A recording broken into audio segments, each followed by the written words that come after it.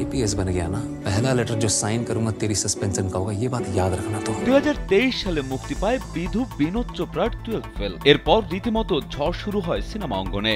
একে তো সিনেমার গল্প, তার সঙ্গে বিক্রান্ত ম্যাসি ও মেধা শঙ্করের অভিনয় নজর কেড়েছিল সবার। বক্স অফিসে ভালো ব্যবসার পাশাপাশি এই ছবিটি ওটিটি মাধ্যমেও বেশ সাড়া জাগায়। तुमने कहा सिर्फ पढ़ाई पे फोकस करोगे, तो फिर करो ना फोकस। তথাকথিত বাণিজ্যিক ধারার ছবি না হওয়া সত্ত্বেও প্রেক্ষাগৃহে মুক্তি পাওয়ার পর এখনো দর্শক আগ্রহের তুঙ্গে রয়েছে এই সিনেমা। গুঞ্জন উঠেছে এই ছবির সিকুয়েল আসবে। বলিউড অন্দরে কান পাতলেই শোনা যাচ্ছিল 12th ফেলের সিকুয়েল নিয়ে নাকি জোর ভাবনা শুরু করেছেন নির্মাতারা। এবার এই বিষয়ে মুখ খুললেন খোদ বিক্রান্ত।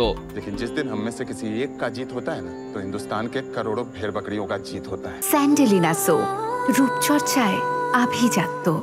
ভারতীয় এক গণমাধ্যমে বিক্রান্ত জানান, ছবি বাছাইয়ের ক্ষেত্রে তিনি এখন আরো সতর্ক। পরপর একই ধরনের চরিত্রে অভিনয় করতে নারাজ তিনি। কোন ছবিতে তার অভিনীত একটি চরিত্র জনপ্রিয়তা পেলে সেই ধরনের চরিত্রেই অভিনয় করতে হবে আরো জনপ্রিয়তা পাওয়ার লক্ষ্যে, এমন ধারণায় বিশ্বাসী নন তিনি। সে কারণেই অভিনেতা বলেন, অনেকেই আমাকে বলেছেন আরো একটা 12th ফেল করা যাক, কিন্তু রাজি হয়নি। অন্য ধরনের চরিত্রে কিভাবে দর্শকের সামনে হাজির হওয়া যায় সেই চেষ্টা করছি।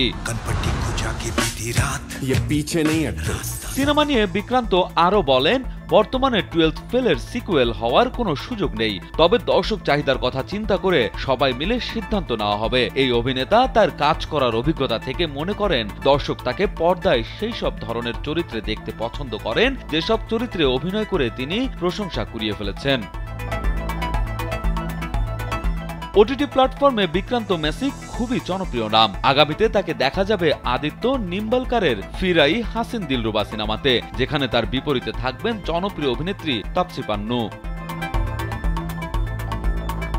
রাজু আহমেদ, কালবেলা।